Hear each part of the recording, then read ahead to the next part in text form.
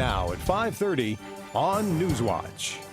A family which lost their home in the gas line explosion last November is still without a place of their own. Warmer weather has brought out some pests that can harm you. And in sports, Ohio announces Jim Christian as the new head basketball coach. Broadcasting live from WOUB TV in Athens. This is Newswatch. An Athens County couple has still not received a settlement for their property that was destroyed in an explosion last November. Good evening, everyone. I'm Rachel Hoops. And I'm Christa Lamendola. John and Kathleen Sayers are still waiting to accept an offer from Tennessee Gas after a pipeline exploded behind their house. The couple have not had their own home for 5 months. WOUB's Taylor Poole has the story. It'll just take a little bit of time.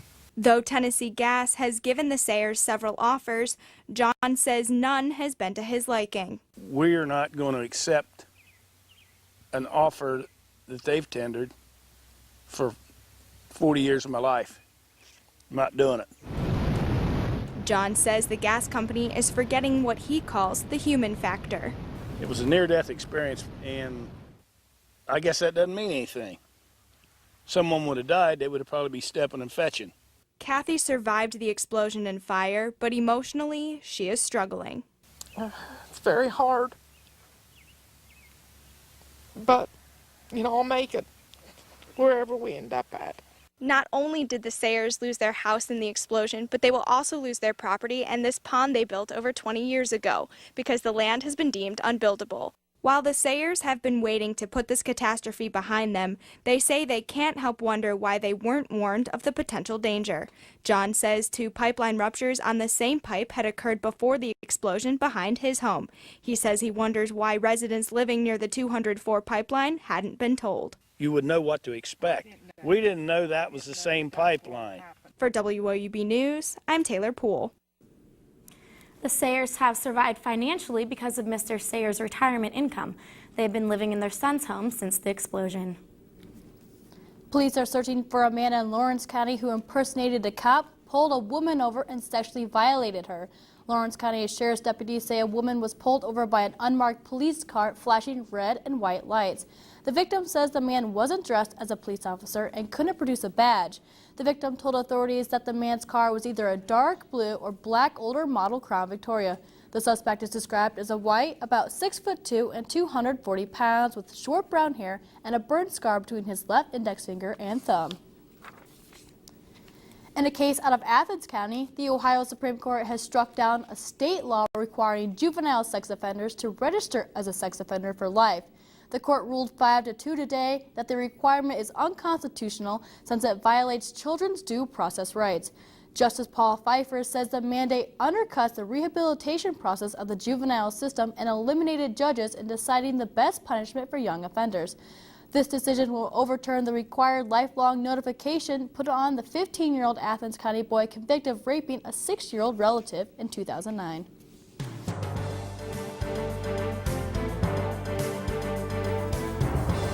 Welcome to the Newswatch Weather Center. I'm Alex George. Currently in Athens, it's 68 degrees with calm winds and the humidity at 28%. Across the region, the conditions are about the same, and we still have fairly warm temperatures. In Columbus, it's 57 degrees. In Athens, it's 68 degrees, and in St. Clairsville, 67 degrees. Now, everyone can expect a chance of scattered thunderstorms throughout the evening. It's going to be a little bit cloudy 9 p.m. and moving into the 1 a.m. area, that's where you can expect to see those thunderstorms, and they're going to follow through and continue throughout the morning tomorrow. So Rachel and Krista, make sure you guys wear your rain boots and grab an umbrella as you head out the door tomorrow.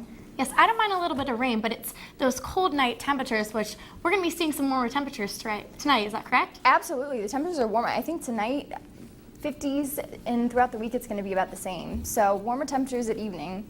Great. Thanks, Alex. With this warmer weather, people are getting outside more, and whenever you're outside in southeastern Ohio, there's always the possibility of getting a tick. Within the past few years, there has been an increase in black-legged ticks, more commonly known as deer ticks, which have been known to carry Lyme disease. We very rarely would even find the black-legged tick in Ohio. In most of the cases of Lyme disease that occurred in Ohio, used to be traced to some travel outside of the state. But now we're seeing more cases that appear to be unrelated to any travel, and we're finding more and more of the black-legged tick throughout the state. Hammer says the best way for you or your pet to avoid getting the tick is to avoid high grassy areas, stay on paths when in the woods, and wear long clothes. If you do happen to get one, though, Dr. Greg Allen of Allen Pet Clinic in the Plains says not to worry. They are generally easy to remove. Yeah, don't panic. But best thing is to try and slowly pull it off and dispose of it. If you can flip the tick over, it will come out a little bit easier. So they have kind of a hooked area that's kind of like a fish hook. If you flip them over, they'll release a little bit quicker. You don't want to pop them. If they're engorged with blood, the blood can be the part that contains some of the disease. And we just keep some little bottles with alcohol in them and just drop them in that or flush them or something like that. The Ohio Department of Health reported that in 2010 there were deer ticks found in 14 counties in Ohio, and so far this year they have been found in 53 counties. Unseasonably warm temperatures made last month the warmest March recorded in areas all over the state. The average temperature in Cincinnati was around 55 degrees, high above the previous average of 43 degrees. The National Weather Service says Akron, Cleveland, Toledo, and Youngstown all tied or broke previous records with runs of 8 or more straight days of temperatures reaching 70 degrees. Columbus set an all-time high temperature for March at 85 degrees. The Ohio University Innovation Center is holding the Startup Weekend to allow individuals the chance to turn their ideas into actual businesses. After the break, we'll talk to the event's organizer about how it may help people looking for their big break. And the world celebrates Autism Awareness Day today, next on Newswatch.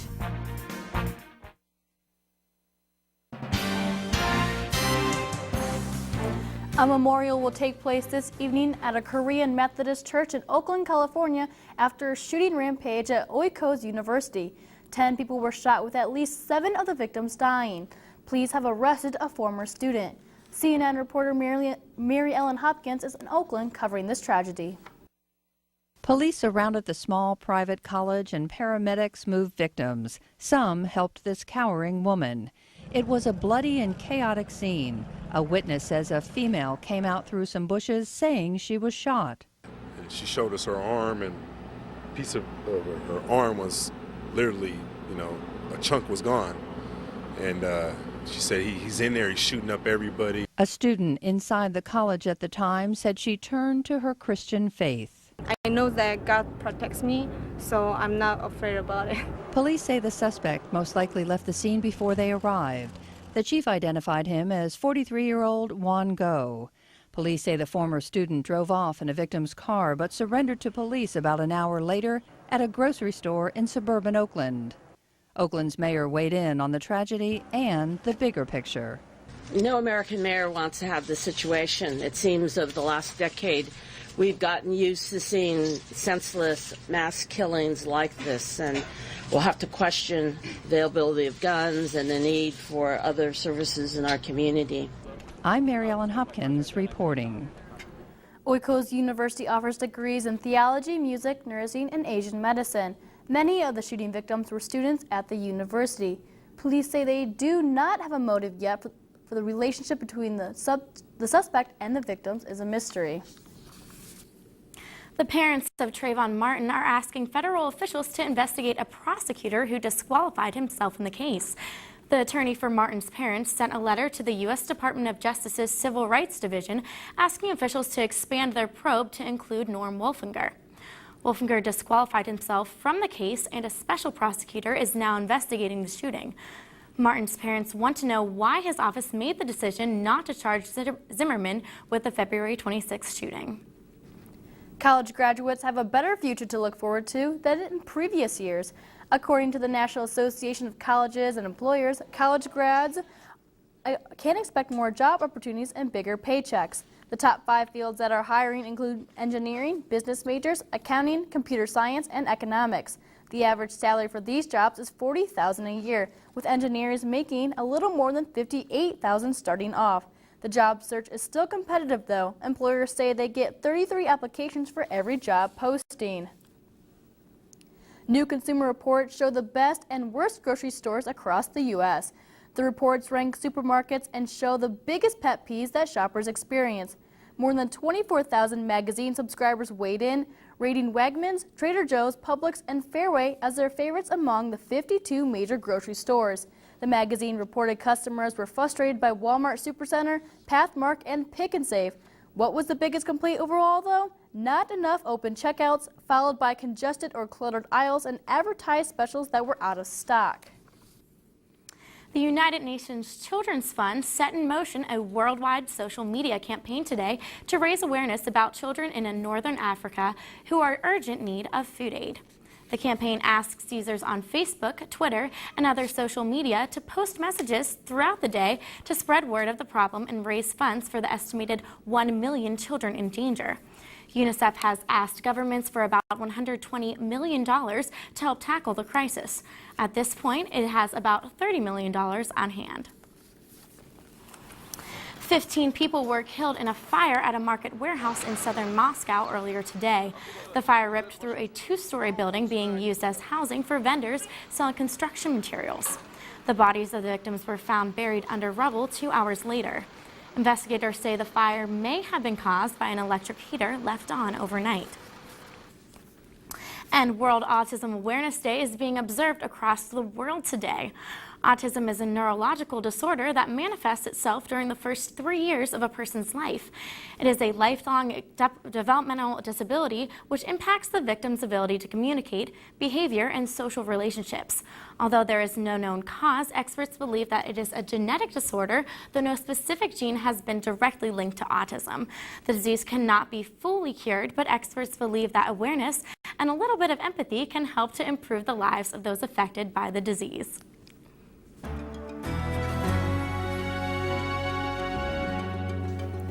The Ohio University Innovation Center works to help launch businesses. Right now, officials there are planning 3 entrepreneurial events. One of those is Startup Weekend, and it's going to happen later this month.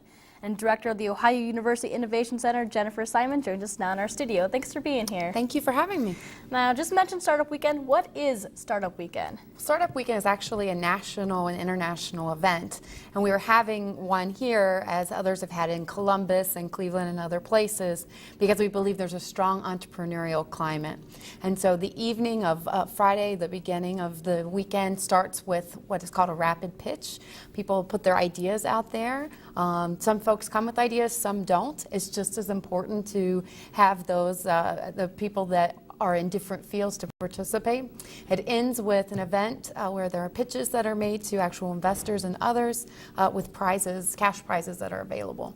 Now, you mentioned Columbus and other places were doing it, so it's not just an Ohio University event. So who all can get involved in this? Actually, we're inviting people from throughout the entire region, from West Virginia to all of Ohio. And we feel like obviously there's a ripe opportunity here within the university for us to be able to bring talented students on to be part of the event.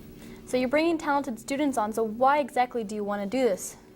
Well, the idea is to create additional businesses in our area and to give students an opportunity to have, and others, an opportunity to really be creative and to think their ideas through and think about how they can move from an idea to a business.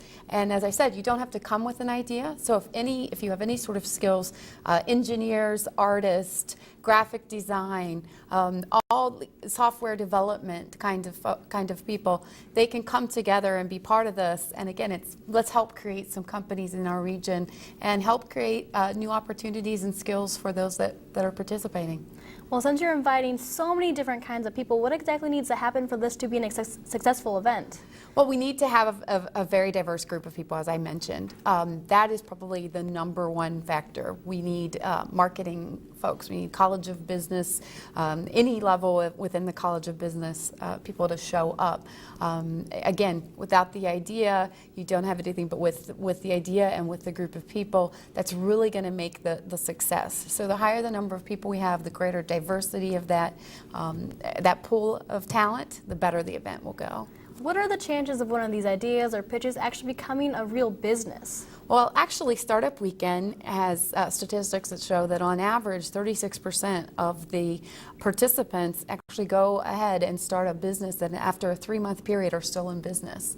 In addition to that, 80% of the participants end up forming some sort of team or a business and staying with one another for a long time so that they can, take their idea, take a business, and move forward. All right, Jennifer Simon, thanks for being here tonight. Thank you for the opportunity. And on Wall Street today, stocks ended with a sharp downturn after the Federal Reserve indicated it would most likely not be offering any stimulus options in the near future.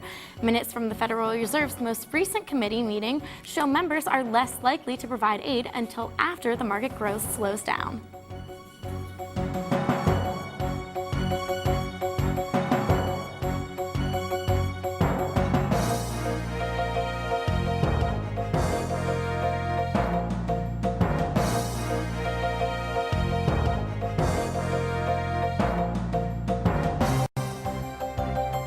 Coming up on Newswatch, we'll talk about some possible thunderstorms for tonight and tomorrow. But don't worry, we have sunny skies in our near future, and we'll take a look at my extended forecast. Stay tuned.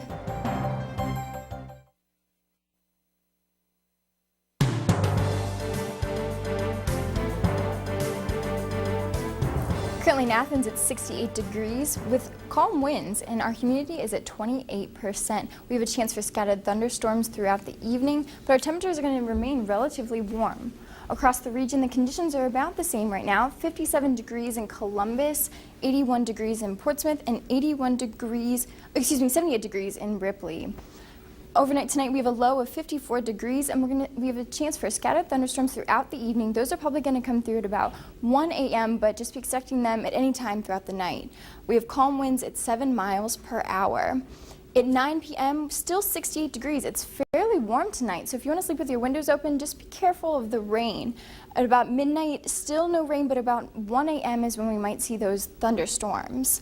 Across the region, the temperatures are about the same for overnight tonight. 54 degrees in Columbus with a chance of thunderstorms. We have a high pressure system that's providing all this warm weather, but we have a cold front moving through tonight and into tomorrow, bringing us all of that rain. As you can see, our cold front is right here for tonight and tomorrow, but by Wednesday, it's out of our hair and we won't have to worry about it. We have clear skies and sunny weather headed our way. For tomorrow, we have a chance of morning thunderstorms, but it's going to be pretty warm. So make sure you grab your rain jacket, but just for the temperatures. After the evening, it's going to be a fairly nice day, so you can get out and enjoy the weather. Looking at your daily planner, tomorrow, 55 degrees at 6 a.m., with that chance of thunderstorms, but by 3 p.m. it's going to be sunny and 64 degrees, and by 6 o'clock it's going to be really sunny and 63 degrees, so a fairly nice day. Across the region tomorrow, warmer temperatures, 63 degrees in Columbus, 62 degrees in Athens, and 67 degrees in Huntington. Nice spring weather for us. On Thursday then, all those storms are going to be gone. Sunny weather and warm temperatures, 59 degrees in Columbus, and Huntington 64 degrees and sunny, and in Athens 59 degrees.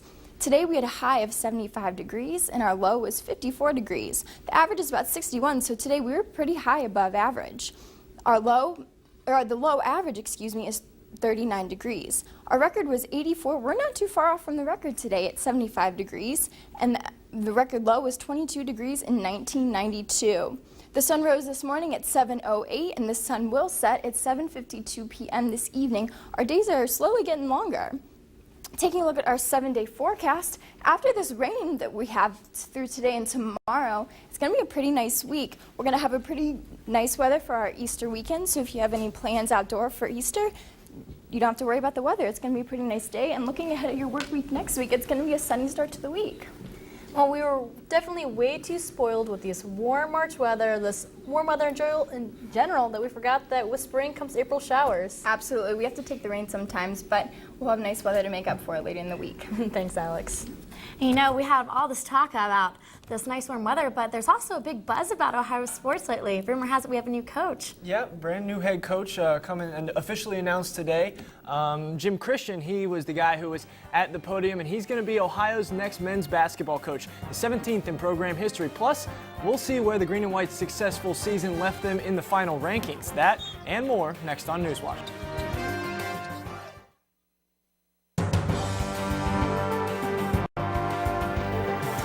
Out with the old and in with the new. Well, kind of new. Ohio men's basketball's new head coach, Jim Christian, used to be a coach at Kent State before moving to TCU, and now he's back in the MAC as a Bobcat. Christian was officially announced as the new head man for the Green and White earlier today. He told reporters he wants to stress continuity within the program. I met with the players as soon as I got here. I've spoken to already, the key people that they signed, and I already knew them, so it made it a little bit easier for me to talk to them. And so again, to step into somebody and to step into a place where the players are used to having that type of success is challenging for me, but at the same time, it's special. I've always had him on my radar screen. His reputation throughout the coaching community is just the highest, first class, and so we're just elated. I just couldn't be happier. The new head coach will be making $425,000 a year, and the contract is set for 5 years. Christian met with the team earlier today and says he plans to meet with each player individually tomorrow if possible. He plans on being in Athens until Sunday because he, quote, needs to get to know the guys on this team and have them get to know me. Coming off such a successful season, Ohio has high expectations for next year, and Christian's style of play should fit in well with Ohio's current squad. As I told the team today, I'm not coming in here to try to reinvent the wheel. You have a really good formula in place that I agree with. It's the similar way that I play. Terminology might be different. All systems are tweaked in little ways of things that I've learned, or maybe things that John might have done a little bit differently. But at the end of the day, the staples of the program will be the staples of the program. You have to defend, you have to rebound, you have to play unselfishly, you have to play smart, intelligent basketball. So now that the hire has been made, let's take a quick look at the timetable for Christian's hiring. He was first contacted by Ohio Athletic Director Jim Schaus last Wednesday, which was before previous head coach John Gross was announced as the new Illinois head man. Schaus and Christian had a sit-down interview on Friday in New Orleans at the Final Four, and it was a done deal by Monday morning. Of course, the official announcement coming today. Christian finds himself with one of, if not the best teams in Ohio basketball history. After a magical run to the Sweet 16, Ohio finished the season ranked 25th in the country.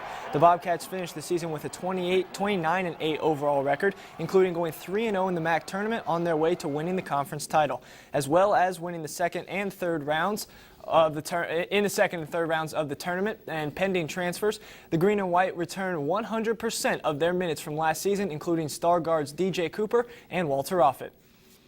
The Federal Hockey Lancers baseball team defeated Trimble last night 8-1. Senior pitcher Josh Cohen had 10 strikeouts and only allowed 1 walk. Lancers shortstop Romy Casey went 3 for 4 with a double, a walk, and a triple.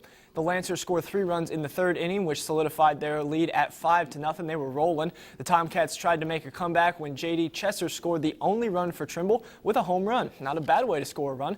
The Tomcats dropped to 3-1, while Federal Hockey is 4-2. These pitches all day. I think he might have walked 1. When you got command and you're pitching front all the time, you're going to have success most of the time. I had no hitter going before J.D. Chesser, best hitter on their team, hit a home run on me and broke it up.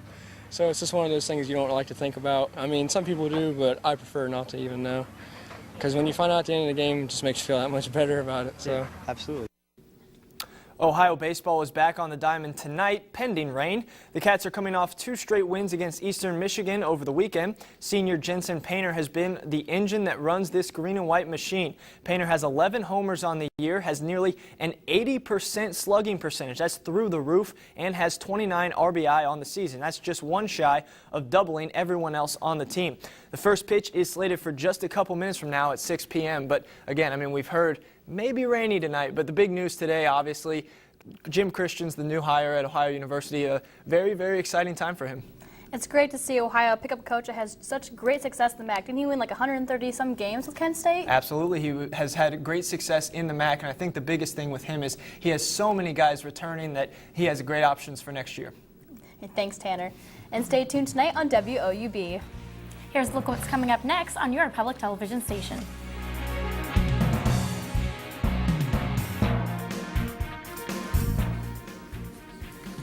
And a man well known as a Batman was placed in police custody on Sunday. The Bar Harbor Batman, who dresses up as the Dark Knight character for parades and parties, sent out a not-so-heroic message on Facebook on April Fool's Day.